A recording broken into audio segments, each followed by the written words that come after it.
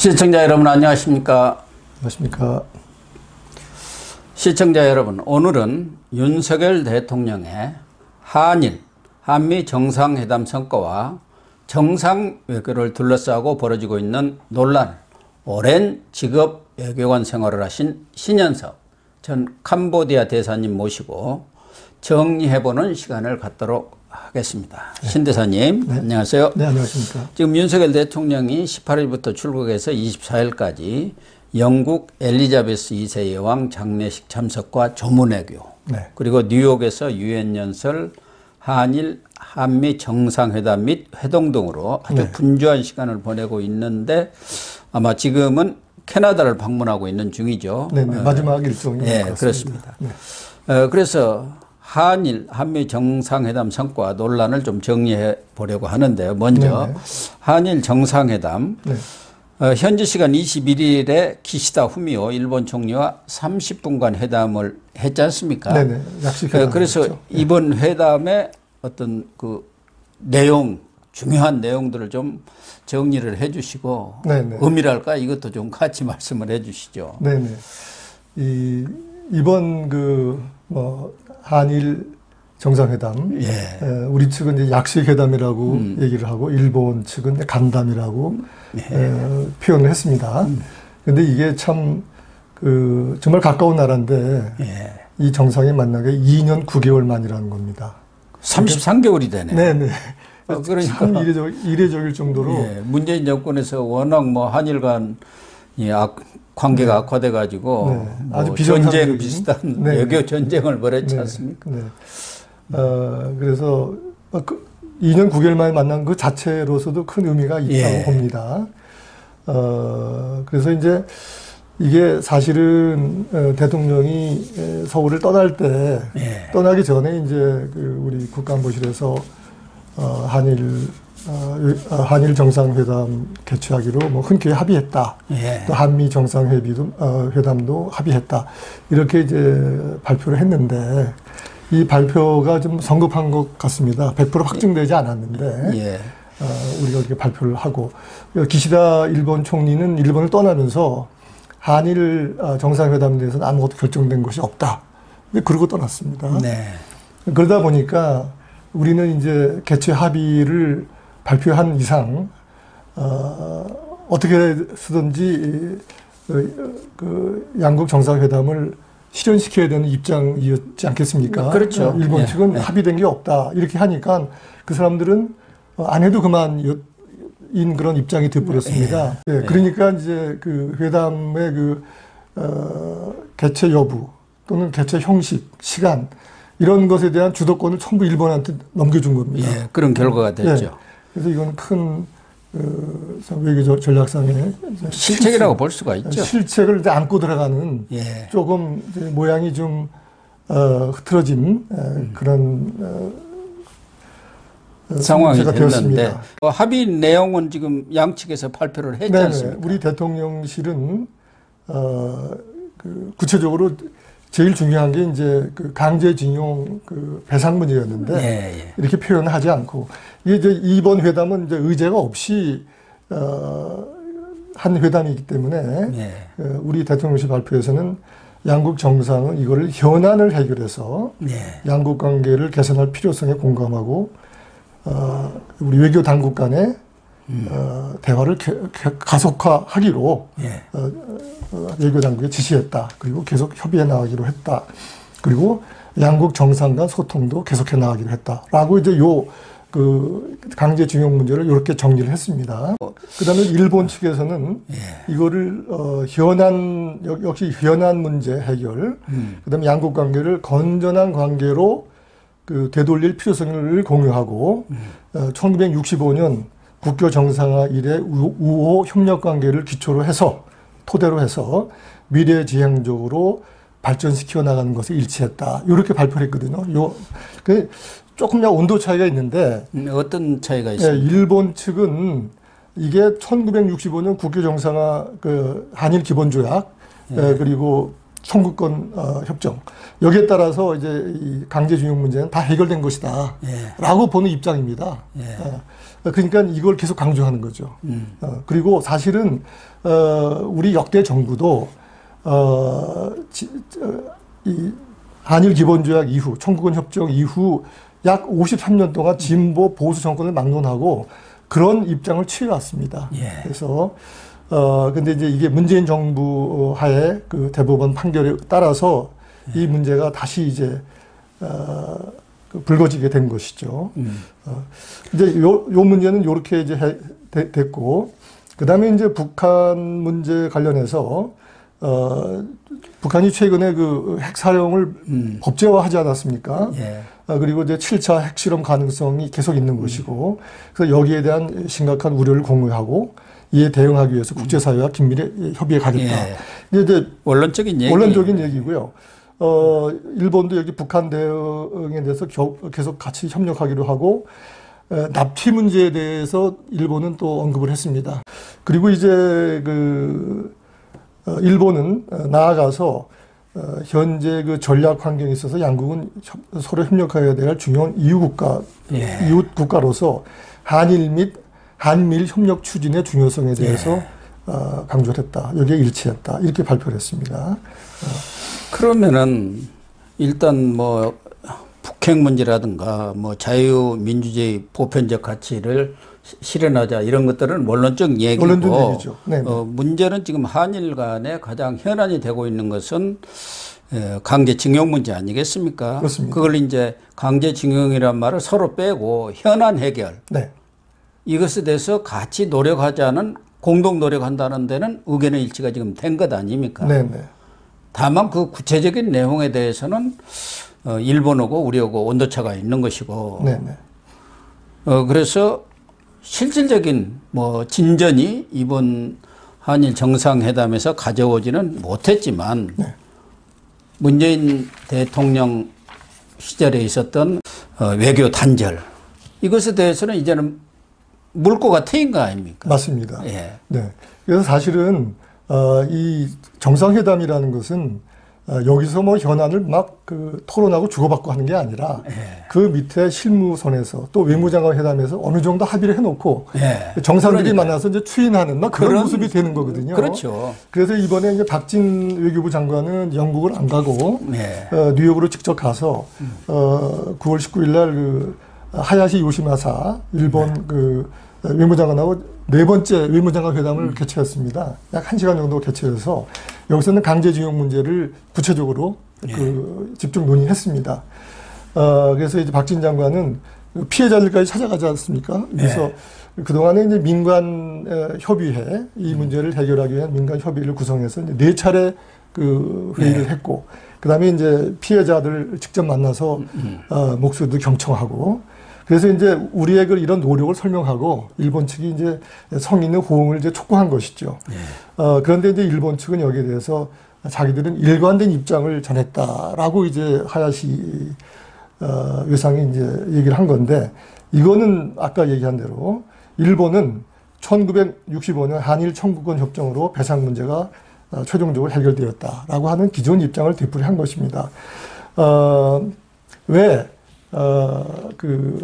일본이 외상이나 총리가 이렇게 할 수밖에 없는 것은 지금 과거사 문제가 자꾸 이렇게 나오기 때문에 일본에서 피로감이 굉장히 쌓여 있습니다. 일본 보수파를 중심으로. 그리고 이제 기시다 총리도 일본 자민당 내에서 파벌이 4번째 파벌의 영수이기 때문에 굉장히 당권이 약합니다. 그리고 하야시 외무상도 마찬가지입니다. 그래서 이 두 분이 정치적인 영향력이 굉장히 제한돼 있고, 특히 지금 일본 내에서 기시다 정권, 그다음에 자민당의 인기가 굉장히 하락해 있습니다. 그 두 개 합해서 30%를 상회하는 정도인데, 왜 그러냐면 지금 이 자민당이 저번에 아베 총리가 이제 피살됐지 않습니까? 거기서 밝혀진 통일교와의 유착관계, 거기가 많이 밝혀졌습니다. 많은 의원들이. 그런 문제라든지, 그다음에 또 아베 국장 문제를 아베 지금 난리 국장을 아닙니까? 반대하는 목소리가 상당히 큽니다. 예. 근데 그다음에 이제 보수 우익이 과거사 문제, 한국이 자꾸만 사죄를 하라, 뭐 배상을 다시 하라, 이런 문제에 굉장히 피로감을 느끼고 있고, 일반 국민들도 상당히 그쪽 여론을 따라가고 있거든요. 그래서 기시다 정권으로서는 그런 일본 보수 우익과 일본 국민의 여론을 볼 수밖에 없다. 눈치를 볼 수밖에 없다. 그래서 이제 해결책은, 지금 일본 내에도 양심적인 목소리를 가진 사람들이 있습니다. 일본의 오와다 전 외무사무차관이 있는데, 이분은 지금 일본 천황의 장인이고, 네. 일본 외무성 내에서 국제법의 대가고요. 네. 국제사법재판소의 소장을 하신 분입니다. 네. 그다음에 한일 포럼의 초대 회장을 10년이나 하신 분, 굉장히 양심적인 분이신데, 일본 내에 굉장히 영향력도 센 분인데, 이분이 뭐라고 하셨냐면, 최근에 법적으로 해결됐다고 해서 해결됐다고 보면 안 된다. 인간적으로 해결된 것이 아니다. 그건 개인 문제도 마찬가지고 국가적인 문제도 마찬가지다. 그래서 우리는 이렇게 했는데, 일본은 더 이상 양보는 없다 그러는데, 일본 측도 어느 정도는 성의를 보이지 않으면 이 문제도 또 우리 한국 정부도, 윤석열 정부도 우리 한국의 여론을 무시할 수 없는 입장이기 때문에 조금씩 양보하는 입장을 가지고 와서 타결하는 방법, 이런 방법을 모색하지 않으면은, 이거는 서로 양보하지 않으면 해결할 길은 없다, 이렇게 봅니다. 네. 그러니까 이번 한일 정상회담에서는 이 문제에 대해서 진전된 내용은 없지만 여러 채널로 협의를 앞으로 해 나가겠다. 그렇습니다. 이런 정도가 지금 합의가 된 것 아니겠습니까? 네네. 그동안 민간 협의를 통해서 기업들로부터 이렇게 자금을 받아가지고 이렇게 배상하는 방안들을 꾸준히 노력해 온 것 같은데, 말씀하신 대로 하야시 외무장관이나 기시다 총리는 상당히 그런 문제에 대해서 긍정적인 입장을 갖고 있는 것 같은데, 자민당 보수 세력들은 또 좀 반대 아니겠습니까? 네. 그러다 보니까 진전은 별로 없었던 것 같아요. 네. 실질적인 구체적인 진전. 그러나 이런 막혔던 한일 관계의 실타래를 푸는 첫 그런 맞습니다. 걸음을 뗐다. 네네. 이런 정도 의미가 있는 건가요? 그렇습니다. 우선 이제 2년 9개월 만에 양 정상이 만났다는 거. 네. 그리고 이제 이 문제를 가지고 이제 가시적 성과를 내기 위해서 첫 걸음을 뗐다. 예, 그렇게 정리하면 될 것 같네요. 네, 그리고 이제 계속 외교당 간의 협의를 가속화하도록 지시를 했다. 양측에서 다. 그러면 이제 앞으로 진전하는 겁니다. 그렇죠. 네. 그 정도로 이제 의의를 보면 될 것 같습니다. 사실은 박근혜 정권 때 위안부 합의라든가 이런 것들은 상당한 진전인데, 그걸 문재인 정권 때 와갖고 깨버렸지 않습니까? 네, 망쳐놓은 거죠. 그러면서 한일 관계가 아주 악화됐고, 그것을 정치적으로 또 이용했지 않습니까? 국내 정치적으로. 국내 정치적으로 엄청나게 이용했고, 윤명의 정의원들이라든가 이런 데서 또 그것을 왜곡 전달한 거가 언론에 다 지금 보도가 되고 있는 그런 상황 아니겠습니까? 그래가지고 지금까지는 사실은 일본하고 사이가 나빠갖고 우리한테 득될 것은 없잖아요. 없습니다.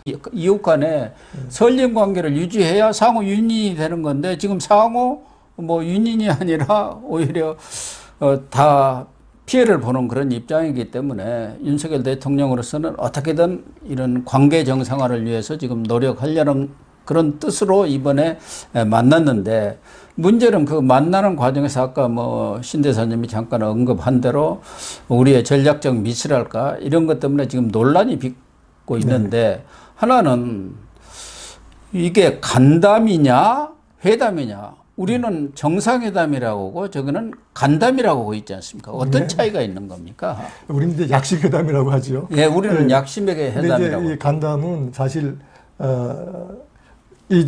그날 회담장을 보면 박진 외교부 장관이라든지 전부 뒷줄에 앉아 있습니다. 그러니까 둘이만 딱 앉아 있고 나머지 뒷줄에 앉아 있고 국기도 없고. 그러니까 이거는 굉장히 비공식으로 이제 격화한 거죠. 비공식 회담으로. 근데 우리는 이거 처음부터 정상회담이라고 발표를 했기 때문에 정상회담의 모습을 갖추려고 노력을 했을 텐데 우리는 간담회란 말을 쓰지 않지 않습니까? 그리고 약식이란 말도 안 씁니다. 예. 정상회담이면 회담이가 아니면 아닌 것이지. 그러니까 이제 이것도 일본이 그렇게 계속 강조를 하니까 이건 정식 정상회담이 아니고 우리는 간담회다. 아니, 그러니까 우리는 그동안에 뭐 외교적으로 약식의 회담이라는 것을 공식적으로 썼는지 모르지만 최근에는 풀어사이드라고 하고 그냥 정상이 모여가지고 이렇게 정식으로 의제를 정해놓고 하지 않고 좀 만나서 간단히 얘기를 한다든가 이런 걸 이제 우리는 약식회담 그렇게 얘기하지. 의제 없이. 예. 일본에서도 지금 그 마스노 히로카스 관방장관이 회담이나 간담이나 엄밀하게 정의된 것은 없다. 당사자 간의 의제 설정이 없이 접점을 찾기 위해서 노력하는 거. 그러니까 상호 관심사를 그냥 허심탄회하게 논의하는 거. 그게 간담으로 일본에서는 얘기하는 것 같아요. 그래서 일본에서는 입담, 서서 얘기한다 해서 닫지 마라시라고 하는 것 같은데 우리는 그걸 이제 약식 회담이라고 하고 그런 차이 아니겠습니까? 우리는 이제 이번에 독일과 이제 양자 정상회담을 했죠. 네. 이거는 정식으로 양측의 대표단이 마주보고 앉아서 국기도 앞에다 놓고 의제에 따라서 이렇게 회의하는 걸 이제 정식 이제 정상회담이라고 하는 것인데 주로 이제 이 다자 회의, 다자간 국제 회의 있지 않습니까? 네. 뭐 이번에는 유엔이지만은 앞으로 우리 윤 대통령이 반드시 참석해야 될 다자간 다자 국제 회의가 많이 있습니다. 예. 에이펙, 그다음에 이제 아세안, 그다음에 G20, 그다음에 무슨 뭐 아세안 플러스 3 이런 데 가면 많은 수십 나라가 오기 때문에 이걸 정식 회담을 하기는 굉장히 시간적으로 촉박합니다. 그래서 예, 그렇죠. 풀어사이드 이렇게 약식 회담으로 해서 30분 이렇게 짧은 시간 내에 30분 아니라도 그냥 간단히 얘기할 수도 있지 않습니까? 이번에 영국 같은 데서 리셉션장이라든가 그때서 간단히 좀 불러서 서로 2분 얘기를 하고 그렇게 할 수도 있고 중요한 현안들을 또 얘기할 수 있는 것 아니겠습니까? 왜냐하면 이제 실무자들 간에 또 외무장관 간의 현안에 대해서는 늘 협의가 왔기 때문에 정상들은 딱 만나면 저쪽에서 우리 관심사가 뭔지 금방 압니다. 그렇죠. 이번에 바이든 대통령도 딱 얘기하면 딱 압니다. 무슨 얘기하는지. 그래서 이제 그런 게 의미가 없지 않은 것이죠. 그런 측면에서. 그러니까 정상회담이면 좀 포멀하게 이렇게 하는 것 같고 우리도 기자회견하고 기자간담이 있지 않습니까? 우리 기자회견은 정식으로 뭘 얘기를 하겠다 해갖고 공식적으로 공지를 하면서 회견을 하는 거고 기자간담회는 좀 보십시다 기자님들 해갖고 현안에 대해서 다양하게 이렇게 물어보는 거. 그러니까 우리 언론으로 말하면 기자회견이냐 간담이냐 이런 차이인 것 같아요. 그러나 큰 차이는 없거든요. 실질적으로 기자회견을 하거나 기자간담회를 하거나 그 중요한 어떤 현안들에 대한 묻고 답변하는 것은 큰 차이는 없는데 역시 이번의 경우도 간담이냐 뭐 회담이냐 가지고 야당에서는 과정도 결론도 굴욕적이고 구체적 의제도 없는 회동이다. 뭐 이렇게 하면서 일방적 구애다 이렇게 얘기를 하고는 있습니다만은 이번에 간담회를 했는데 윤석열 대통령이 기시다가 있는 회견장, 국제 회견장 컨퍼런스를 열리는 장으로 찾아가서 회견을 했고 지금 야당에서는 그러다 보니까 태극기도 없고 정상적으로 이렇게 제대로 앉아서 회담 같은 회담도 하지 못했다. 그런 것이 이제 비굴한 모습 아니냐. 찾아간 것 하나 또 이런 공식적으로 태극기라든가 이런 거 설치가 없는 걸 가지고 지금 이 얘기를 하고 있는데 이런 것들이 이 공식 회담이 아닌 경우는 일반적으로 통용되는 겁니까? 어떻습니까? 이제 그거는 양측이 이제 회담 시간이나 이제 장소를 이제 합의하기에 따른 것인데요. 이번에 이제 열린 그 회담장이 있는 그 건물은 기시다 총리의 숙소도 아니고 거기에 이제 일본이 그 핵무기 관련 포괄적 핵 확산 금지 협약이 있는데 그걸 논의하기 위한 우리는 거기 이제 참석하지 않은 그 회의인데 거기서 열리니까 시간을 아끼기 위해서 거기서 만나자. 그러나 그 숙소는 아닙니다. 예. 그래서 이제 일본 측이 그렇게 제안을 한 것이고요.